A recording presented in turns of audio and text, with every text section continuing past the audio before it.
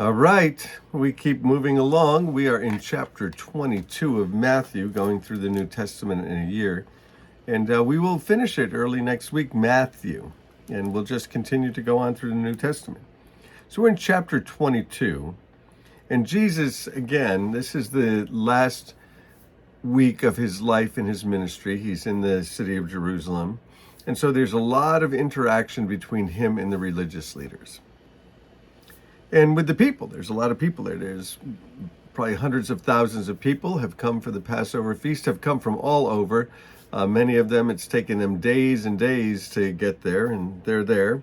They'll be there for a while. And so in chapter 22, verse 1, it says, Jesus spoke to them again in parables. Jesus liked to speak in parables, meaning coming alongside. And so he's telling a story that comes alongside of a spiritual principle. And he said, the kingdom of heaven is like a king who prepared a wedding banquet for his son. Now, we don't have kings, but we do have officials, and we do have people that have great wealth and great power. So the king would have great wealth and would have great power. And if he is throwing a wedding feast for his son, it's going to be quite spectacular. So again, this is a parable. It's a story coming alongside of a spiritual truth. So you can assume here that the king here is God himself. And the son being who? Being Jesus. He sent his servants, who's that? The apostles, you and me, other people who serve him. He sent his servants to those who had been invited to the banquet to tell them to come, but they refused to come. Well, he went out and told the guests to go out and to come, the one that they had sent the invitations to. And they said, no, we're not going to come. Not only, it's not because they're busy, they just refuse to come. And the picture here, I think, of the invited guests is the house of Israel, the religious leaders. They are being invited to come and to follow Jesus. They're being invited into the free gift of God, salvation in Jesus Christ, but they refuse. Then he sent some more servants, and he said, tell those who have been invited that I've prepared my dinner, my oxen and my fatted cattle have been butchered, and everything is ready. Come to the wedding banquet. Come. This is the message of Jesus. This is what preaching is. Preaching is come. Just come. Just come as you are. Come. But they paid no attention to it. They weren't interested. And they went off. One went to his field, another to his business. The rest seized his servants and mistreated them and killed them.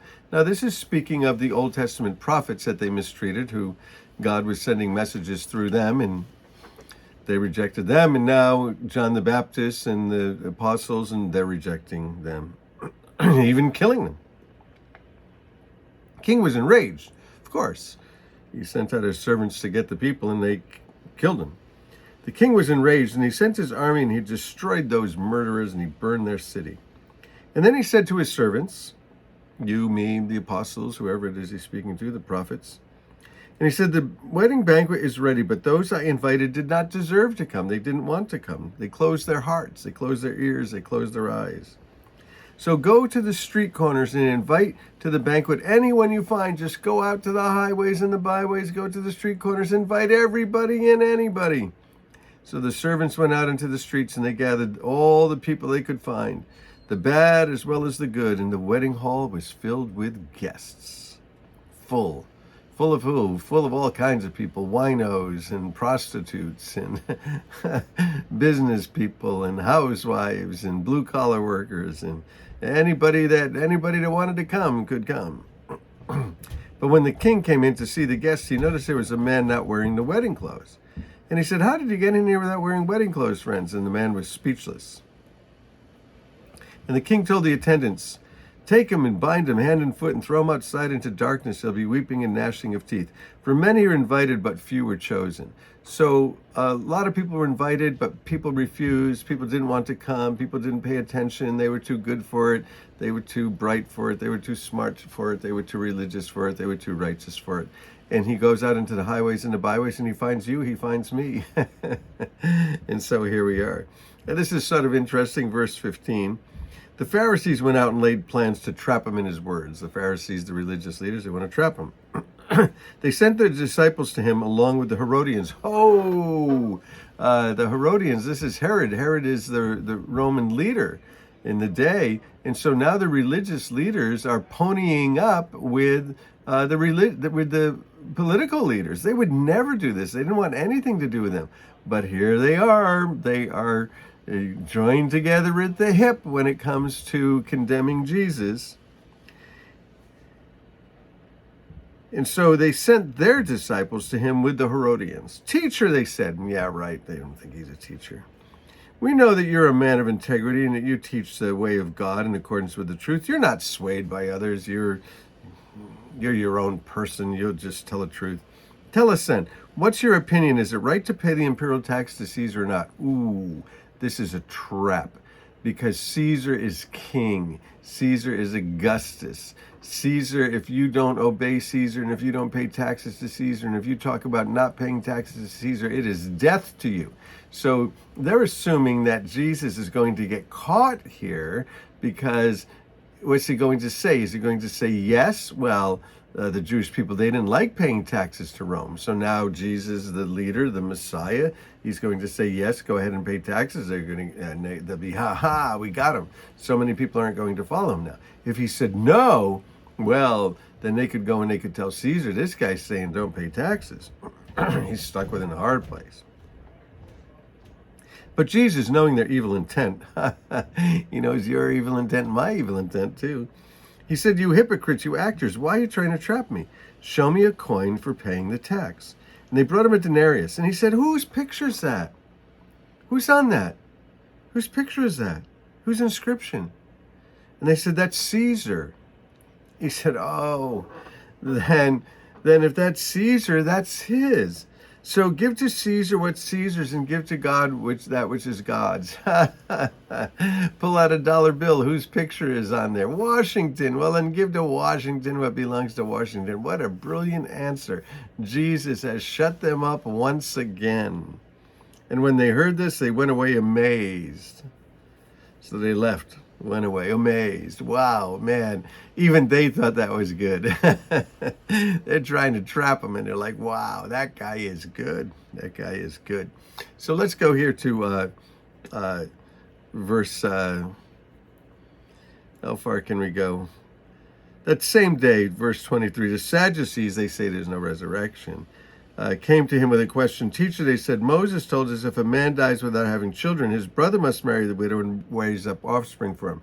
Again, family was important. It was important to have sons and daughters. It was important to have a family because family is everything in that culture. It holds up everything. If you don't have family, you're sort of stuck.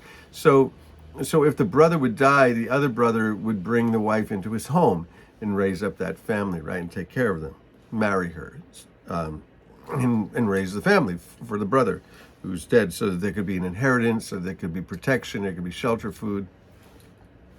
Interesting custom, but when you think about it, it works. And he said, Moses told us if a man dies without having children, a brother must marry the widow and raise up the offspring. You see, that's the key, raising up the offspring. Now there were 7 brothers among us. The first one married and died.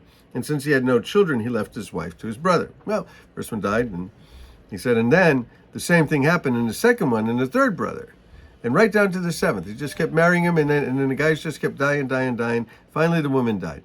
Now, at the resurrection, whose wife will she be of the 7, since all of them were married to her? This is just such a ridiculous, stupid story, hypothetical, doesn't exist, made it up, but trying to take a foolish question to make Jesus look foolish. And Jesus said, you are in error. There's 2 things, two ways we get in error here. You don't know the scriptures, the Bible, and you don't know the power of God. That God is active in the world, and you don't know that. At the resurrection, people will neither marry or be given in marriage, but they'll be like the angels in heaven. But about the resurrection from the dead, have not you read what God said to you? Because they didn't believe in the resurrection. They're asking a resurrection question. He said, I am the God of Abraham, the God of Isaac, the God of Jacob. He is not the God of the dead, but he's the God of the living. Which means that, here they are living forever and living with God. When the crowds heard this, they were astonished at that teaching. One more, verse 34.